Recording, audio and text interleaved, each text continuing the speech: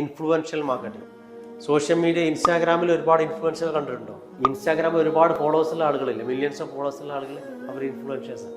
അവർ വേറെ ആളുകളുടെ പ്രൊഡക്റ്റും സർവീസും സെല് ചെയ്ത് കണ്ടിട്ടുണ്ടോ? ഈ ഇൻസ്റ്റാഗ്രാമിൽ ഒരുപാട് ഫണ്ണി വീഡിയോ ഇടുന്ന ആളുകളില്ലേ, അവർ ചില സമയത്ത് ഇൻസ്റ്റാഗ്രാമിൽ വേറെ ഏതെങ്കിലും പ്രൊഡക്റ്റിനെ പറ്റിയോ ഷോപ്പിനെ പറ്റിയോ റെസ്റ്റോറൻറ്റിനെ പറ്റിയോ പ്രൊമോട്ട് ചെയ്യുന്നത് കണ്ടിട്ടുണ്ടോ? അവർ മാർക്കറ്റ് ചെയ്യാണ്, മറ്റുള്ളവരുടെ സർവീസുകളോ പ്രൊഡക്റ്റുകളോ മാർക്കറ്റ് ചെയ്യാണ്. അവർ അവരുടെ ഫോളോവേഴ്സിനെ ഉപയോഗിച്ച്, എനിക്കിപ്പം മില്യൺസ് ഓഫ് ഫോളോവേഴ്സ് ഉണ്ടെങ്കിൽ, എൻ്റെ ഇൻസ്റ്റാഗ്രാം മില്യൺസ് ഓഫ് ഫോളോവേഴ്സ് ഉണ്ടെങ്കിൽ അവർ ഞാനിടുന്ന സാധനമൊക്കെ കാണും, എൻഗേജ് ചെയ്യും, വായിക്കും, നോക്കും, കേൾക്കും, അല്ലേ? അപ്പോൾ എൻ്റെ പേജ് ഇത്ര ഫോളോവേഴ്സ് ഉണ്ടെങ്കിൽ ഒരുപാട് ആളുകളുടെ പ്രൊഡക്റ്റ് കാണും.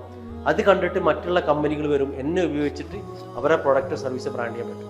അതുകൊണ്ടാണ് ഇൻഫ്ലുവൻഷ്യൽ മാർക്കറ്റിലുള്ള ആളുകൾ എന്ത് ചെയ്യുന്നത്, മറ്റുള്ള പ്രൊഡക്റ്റുകളും സർവീസുകളും റെസ്റ്റോറൻറ്റുകൾ, ആണും പെണ്ണും ചെയ്യുന്നത്, രണ്ടാളും കൂടി ചെയ്യുന്ന ഒരുപാട് ബ്ലോഗേഴ്സ് ഉണ്ട്, ഇൻസ്റ്റാഗ്രാം ബ്ലോഗേഴ്സ്. അവരെന്താ ചെയ്യുക, അവർ ഒരുമിച്ച് റെസ്റ്റോറൻറ്റ് പോകും, ഒരാൾ ഫുഡ് കഴിക്കും, ഒരാൾ പ്രൊമോട്ട് ചെയ്യും.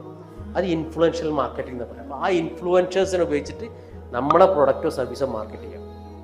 പെട്ടെന്ന് റീച്ച് കൂടും, കാരണം മില്യൺസ് ഓഫ് ആളുകൾ കാണുകയല്ലേ, മില്യൺസ് ഓഫ് ആളുകൾ ഇയാളെ ഫോളോവേഴ്സ് ആയിട്ടുണ്ട്. അതാണ് ഇതിൻ്റെ ബെനിഫിറ്റ് എന്ന് പറയുന്നത്. അപ്പോൾ ഇൻഫ്ലുവൻഷ്യൽ മാർക്കറ്റിംഗ് ഡിജിറ്റൽ മാർക്കറ്റിംഗിലെ one of the especially right now ഏറ്റവും ഇമ്പോർട്ടൻ്റ് മാർക്കറ്റിംഗ് സ്ട്രാറ്റജിയാണ് ഇൻഫ്ലുവൻഷ്യൽ മാർക്കറ്റിംഗ്.